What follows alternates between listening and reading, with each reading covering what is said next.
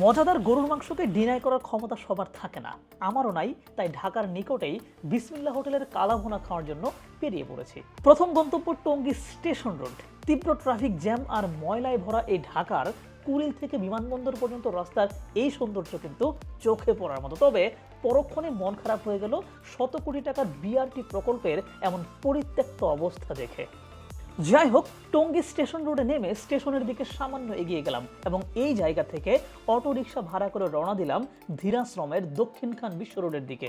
Auto চলতে থাকলো আর আমি অবাক হলাম সিটি কর্পোরেশনের অধীনে থাকা বিশাল গাজীপুর সিটির রাস্তাঘাটের এমন বেহাল দশা দেখে। বিচ্ছিরি অবস্থা। এক পর্যায়ে আমরা শহর থেকে বেরিয়ে রেল লাইনের পাশ ধরে ছুটতে লাগলাম। সবুজ প্রকৃতি, ঠান্ডা বাতাস, ভালোই লাগছিল। আর ফাইনালি আমরা পৌঁছে গেলাম বিশ্ব রোডে।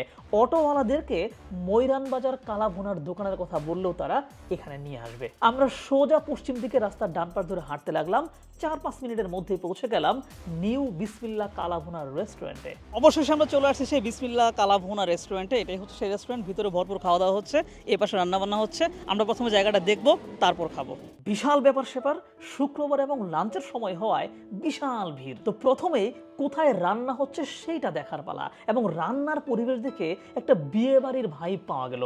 কাঠের খড়ি দিয়ে বিশাল চুলায় রান্না হচ্ছে। মূলত এখানে সারাদিনই রান্না চলে আর অন্য পাশে চলে খাওয়া দাওয়া। পিক টাইমে ভেতরে ঢুকে জায়গা পাওয়াই মুশকিল। বিভিন্ন জায়গা থেকে মানুষজন এই কালাভুনা খাওয়ার জন্য এখানে এসেছে। ঠিকঠাক জায়গায় সিট পেতে আমাদেরকে বেশ কিছুক্ষণ অপেক্ষা করতে হলো। অবশেষে অনেকক্ষণ অপেক্ষা করার পরে হচ্ছে আমরা খাবার পেয়ে গেছি। আমাদের কাছে ভাত আসছে। এখানে প্যাকেজ চলে, এখানে মানে কালাভুনার প্যাকেজের ভিতরে হচ্ছে করলা ভাজি, এরপর হচ্ছে সালাদ, আলু ভর্তা, আর হচ্ছে দই, আর এই যেটা হচ্ছে আমাদের সেই কালাভুনা, যেটার জন্য হচ্ছে অনেক দূর থেকে আসা। তবে এখানে কালাভুনার পাশাপাশি মুরগি ভুনাও পাওয়া যায়, ছোটো মাছ ভুনাও পাওয়া যায়। তবে দেখি কোনটা খেয়ে কেমন লাগে।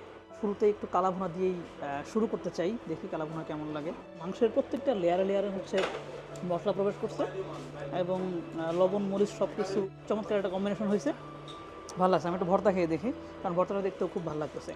আলু ভর্তা আমার সবসময় পছন্দ, সরিষার তেলের ভর্তা মজা। সালাদ তো আর খাওয়ার কিছু নাই, তবে কালাভুনাটা আসলেই মজা না। তবে ছোট্ট একটা ঝামেলা, এখানে প্রতিটি আইটেমই প্যাকেজ সিস্টেমে বিক্রি করা হয়, যে কারণে প্যাকেজের ভেতরে কোনো আইটেম আপনার খেতে মন না চাইলেও আপনাকে নিতে হবে। ব্যাপারটা ভালো লাগে না। যেমন আমরা আমাদের প্যাকেজ থেকে করলা ভাজিটা খাই নাই, তবে খাবারের টেস্ট ভালো। সত্যি কথা বলতে আমি কালাভুনার ফ্যান না, এরপরেও আমার মুখে ভালো লেগেছে। সো আপনারাও ট্রাই করতে পারেন।